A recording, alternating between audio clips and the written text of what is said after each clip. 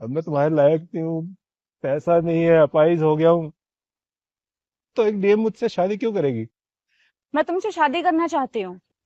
मुझसे शादी? हो कौन तुम? मैं कौन हूँ? तुम मुझे नहीं पहचानते? मैं नहीं पहचानता। तुम संजू हो ना? कौन संजू? मुझे लगता है तुम गलत जगह आई हो। अच्छा, मैं गलत जगह आई हूँ। ठीक है, खाओ मेरी कसम कि तुम संजू नहीं हो। मत छोड़ो। क्यों आई हो तुम यहाँ? तुमसे शादी करने। पर मैं अब तुम्हारे लायक नहीं हूँ, मैं अब एक अपाहिज हूँ। तुम मुझे नहीं बताओगे कि तुम मेरे लायक हो या नहीं। मैं तुमसे प्यार करती थी और आज भी तुमसे ही प्यार करती हूँ।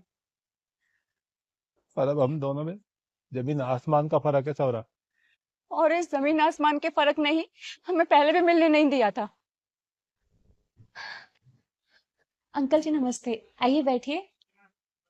तुम्हें क्या लगता है मैं यहां इसलिए आया हूं कि मैं अपने बेटे की शादी तुमसे करवाऊंगा? पर संजू ने कहा था कि पापा शादी की बात करने आएंगे। तुम में और हम में जमीन आसमान का फर्क है। तुम जैसी लड़कियों को मैं बहुत अच्छी तरह से जानता हूं। खुद के दम पर तो कुछ होता नहीं। बस पैसे वाला लड़का देखो और शादी कर लो। नहीं अंकल जी, ऐसी कोई बात नहीं है। मैं और संजू एक दूसरे से बहुत प्यार करते हैं। तुम मेरे पैसे से प्यार करती हो। और एक बात कान खोल कर सुन लो, आज के बाद मेरे बेटे से मिलने की कोशिश भी मत करना। और शादी का सपना तो भूल ही जाओ। अंकल। अगर तुमने मेरे बेटे को नहीं छोड़ा तो मैं अपनी जायदाद से उसे बेदखल कर दूंगा। सड़क पर आ जाएगा वो। और फिर कर लेना उससे शादी।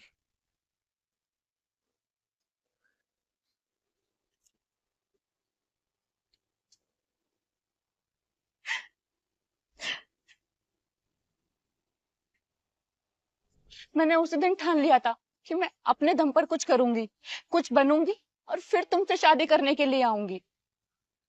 तुम समझते क्यों नहीं? तब के हालात में और अब के हालात में बहुत फर्क है सौरा। संजू, पहले मुझे ये बताओ कि तुम्हारे साथ ऐसा क्या हुआ है जो तुम्हारी ये हालत हो गई। मैं, मम्मी, पापा एक शादी में जा रहे थे और रास्ते में ही पापा मुझे शादी के लिए बोलने लगे कि शादी कर। मैंने बोला मुझे नहीं करनी शादी किसी से भी। तो हमारी जिद बहस होती रही और बहस के चक्कर में पापा का ड्राइविंग से ध्यान हट गया और हमारा एक्सीडेंट हो गया। मम्मी की तभी मौत हो गई और बाकी सांसें चल रही थी। पापा को हॉस्पिटल लेके गए, बहुत दिन तक एडमिट भी रहे। उन्होंने पता लास्ट टाइम क्या बोला मुझे कि बेटा जिससे तू प्यार करता ना उसी लड़की से शादी करना। मुझे पता चल गया कि तू उस लड़की के बिना नहीं रह सकता, वरना तू किसी और से शादी कर सकता। ये बोलते ही उन्होंने दम तोड़ दिया।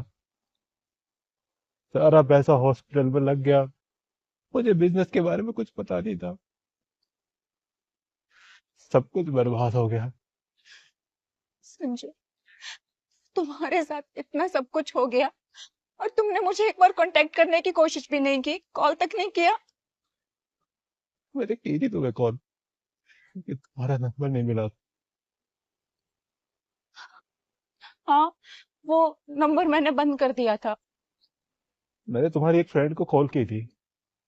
उसने बताया कि तुम अब एक डीएम बन गई हो, तुम्हारी ट्रेनिंग चल रही है। मुझे लगा कि अब मैं तुम्हारे लायक नहीं हूँ, पैसा नहीं है, अपाहिज हो गया हूँ, तो एक डीएम मुझसे शादी क्यों करेगी? इसलिए मैंने तुमसे कांटेक्ट ही नहीं किया। मैं डीएम बने किसके लिए हूँ? किसकी वजह से बनी हूँ? तुम्हारे लिए बनी हूँ। अगर उस दिन तुम्हारे पापा मुझे वो सब नहीं बोलते तो आज मैं इस पोजीशन पे नहीं होती। तुम समझती क्यों? तुम किसी और से शादी कर लो, तुम्हें एक से एक अच्छे लड़के मिल जाएंगे। अच्छा, एक बात बताओ मुझे, अगर मेरा एक्सीडेंट हुआ होता, मेरी ये हालत हुई होती, क्या तुम मुझे छोड़ देते, कर लेते किसी और से शादी? अभी तो फिर मैं कैसे कर लूं? 4 साल वेट किया है तुमसे शादी करने के लिए, लेकिन लेकिन अबॉर्ट नहीं कर सकती। इतना प्यार कर, मैं तुमसे बहुत प्यार करती हूँ। I love you sir. I love you to.